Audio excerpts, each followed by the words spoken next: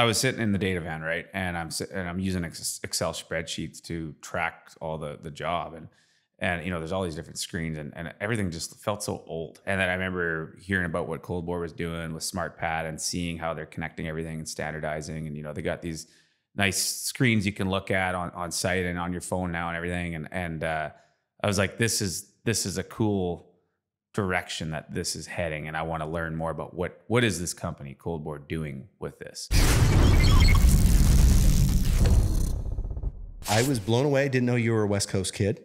So, and your journey is literally, you go from the West Coast, not knowing anything about oil and gas. You come to Alberta, you go to Fort McMurray.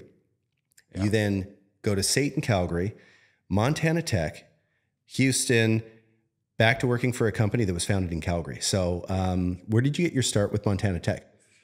Well, I was meeting the right people. Like, I showed up in Calgary and I didn't know anybody. I remember flying in there, just looking down, going like, where am I going to live in this city? And it was in 2013. It was pretty hard to find a place to rent at the time. And, yeah. I meet some people at SAIT and learn a lot more about the city. And it was just an amazing couple of years. And I got this really core group of guys. And it was a lot of their dads were entrepreneurs. They had started their own companies, or they were, running companies or whatever. They were great mentors. And then they were like, the guys were all going down to Montana Tech, and I was like, I want to go to work. Like, I'm done. I'd worked. I came back to school. I was ready to go make money again. And they were all just saying like, no, just stick with the crew. And it wasn't just them. It was also my academic chair. His name was Alan Jack at SAIT at the time. And I remember sitting in his office, and I just was like, what do I do? Like, I want to go make money. I want to get out of here and go back to work. And he just drew a graph. He's like, well, you can do this and you'll do well. Or you can stick with the crew and you'll do that. Yeah. And I was like, all right, well, enough said. So I'm going to Montana Tech. Yeah. And also, a lot of other factors in there. My dad was a big help. My parents were a huge help and guiding me to that decision. But we were actually, that's a really interesting story, actually. So my dad came out on a snowmobile trip out in Golden, and we finished this trip, and we were driving back to the coast together, and we had talked to, all my buddies' dads, and my dad got their perspective from them, and then we both made the decision together when we were driving back to Vancouver that winter, like, no, you got to go. You got to stick with these guys, go down to Montana Tech. It's going to be worth it. And sure enough. So tell me about the program in Montana Tech. What did you do? What did you study? Like, what did you have a focus? Yeah. So we did a petroleum engineering technology program at SAIT, and that transferred to a Bachelor of Science in Petroleum Engineering at Montana Tech. And those transfer credits worked out. So it was about a 2.5-year program when you got down to Butte, Montana, where the school was located. And so, yeah, graduated with a petroleum engineering degree and got to have a hell of a lot of fun doing it. We were living in the mountains the entire time. It's a hell of a school. I remember doing work for an oil and gas technology company out of Calgary, and it seemed like everybody I talked to went to Montana Tech. So it's a big player in the industry, and I think that's true. Is that? Oh, it's huge. It's such a small school in this little small mountain town in Butte, Montana. Like, who would have thought, right? And it doesn't matter where you go. Everywhere in the U.S., anywhere in the world. I run the alumni chapter here in Houston now, and it's just, I cannot go almost a day without somehow the school coming up. I mean, we hang out with a lot of alumni, so that's one thing. But just in business, like, it just comes up all the time. So Butte to Houston, how did you get to this city? What happened? That's another fun story as well. I met some really good people at school when I was going to Montana.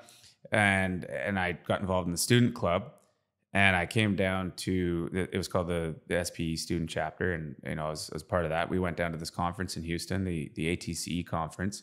So that was in 2015, I guess. Yeah. Sorry, 16. I don't know.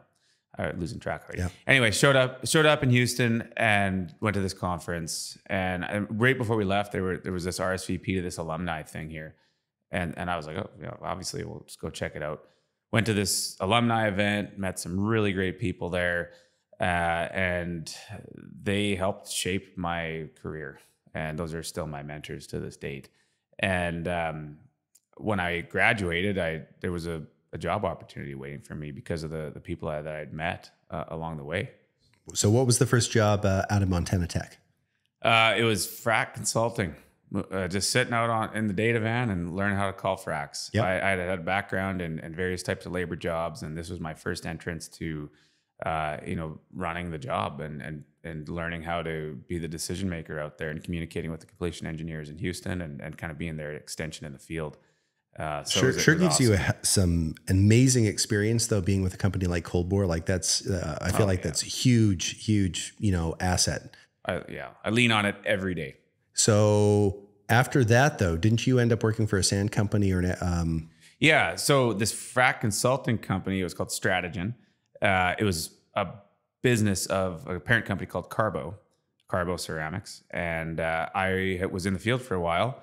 And those mentors that I talked about that I met in Houston originally, I was sitting in their office in Houston, and he's like, "Okay, we need to. I think it's time you get out of the field. Let's get in. You need to get into sales." And I was like, "Well, okay, sure, let's do it." I'm always all for it. So that was the step from the field to Houston, and it was in sales for Carbo at the time.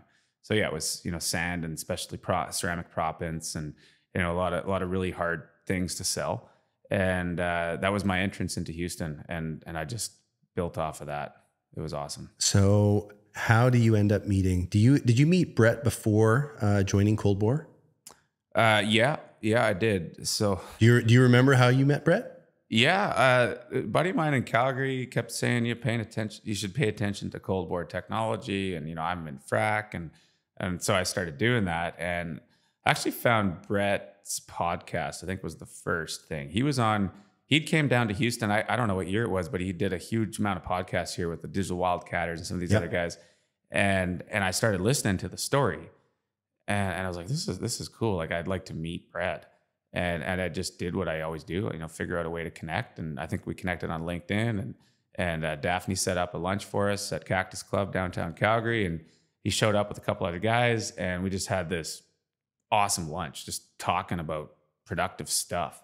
And I walked out of that and I was like, we got to stay in touch. And then I started meeting some of the Cold Bore folks here in Houston at events. And I'll say now, it almost feels like I've only been working here for a year, but it feels like it's been maybe 2 or more, just because I've known these guys for so long now, and it just kind of naturally progressed. So Lee would have been one of the guys that you probably had met at some of the events and stuff like that. Yeah, we'd bump into each other at conferences, and then he'd invite me to a social event they were doing in Houston or whatever, and I just spent more time around all of them. What were some of the interactions with Lee? Like, because obviously you're getting an opportunity to learn more about the company, what's going on. How did Lee give you any information to kind of maybe help you decide, is this something you want to get more involved with? Oh yeah, it was great. I mean, Lee and I just got along great from the start. I mean, everybody gets along with Lee. I was just about to say that, right? Everyone probably does get along with Lee. Just easy, right? Yeah. And when the time came that the opportunity presented itself, it was great to be able to just talk to Lee, and like we already knew each other, so I could get some good feedback from him. Like, yeah, what do you think? Like, is this a good spot for me to go? And I knew like I was heading down the right way, but it was so nice to have that validation from somebody that I had already known. Well, what was the opportunity? You kind of skipped over that. So what happened? Well, I guess it kind of just happened where Brett and Lee kind of both came to me, and they were like, we're looking to add somebody to the sales team in Houston, and I've been talking about you. Would you be interested in having that conversation? And it wasn't. I didn't feel pressured at all. It was really nice. Brett actually made a point of like, just spend some time. Think about that. I don't want you to rush into a decision. And so it felt right. And I was like, yeah, this is where I need to be. So you say yes a lot. Like you're courageous in that, you take the plunge to go to Montana Tech.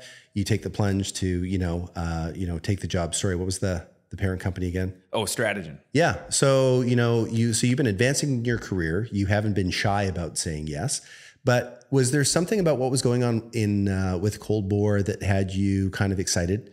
Yeah. Oh, definitely. So I was sitting in the data van, right? And I'm using Excel spreadsheets to track all the job. And there's all these different screens, and everything just felt so old. And like all the stuff was just like 20 years old almost. It felt like I was like, what's going on? Like, why is this not progressing here?